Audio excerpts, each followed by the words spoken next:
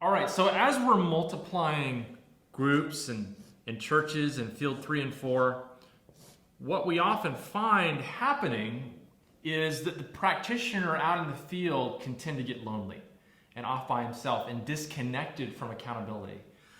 So when you start multiplying and say this is the group where you got trained in, we always like to see, even if it's just a weekend training, that you would take the time to get plugged into a community of practice. Even a church that's modeling the 3/3 process on a weekly basis. Maybe it's not on Sunday morning, but it's sometime during the week regularly.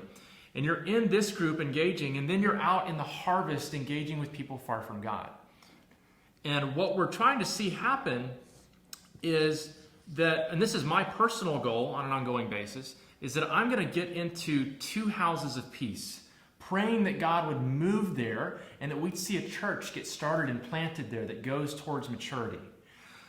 But instead of seeing this as the only piece of what has to happen, these people that I'm reaching out to, I've got to also be connected with another group. All right? So if I'm spending 2 hours in the harvest each week, constantly trying to have either a green light home or a yellow light home, then I'm going to spend 2 hours going. And so I'm making an arrow here. I'm going out into the harvest for 2 hours a week.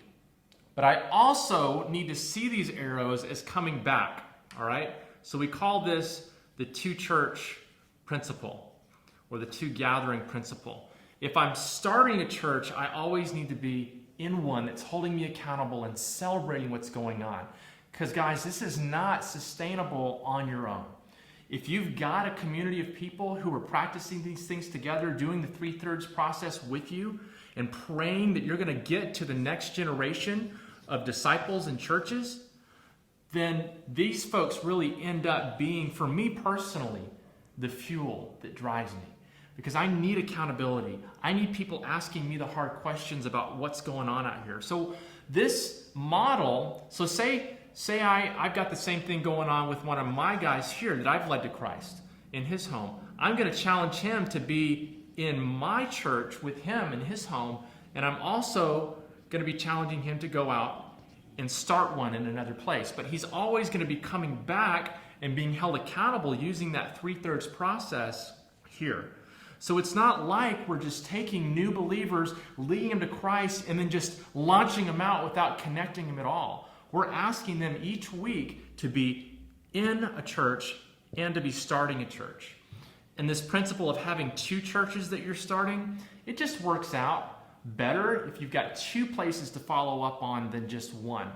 Because odds are sometimes people aren't home. So if I've got 2 places that I'm constantly trying to follow up on, with my 2 hours in the harvest, then I've got somewhere to go to prioritize. And as soon as one of these falls off, say the guy ends up not really being that 4th soil that's going to reproduce, maybe there's some stones or thorns or hard ground there, then I'm going to go and I'm going to go try to find another house during that 2 hours. But again, I'm staying connected with this group of accountability here. So I'm always starting a church, always planning a church, trying to get into 2 homes. And what that looks like each week is about 4 hours.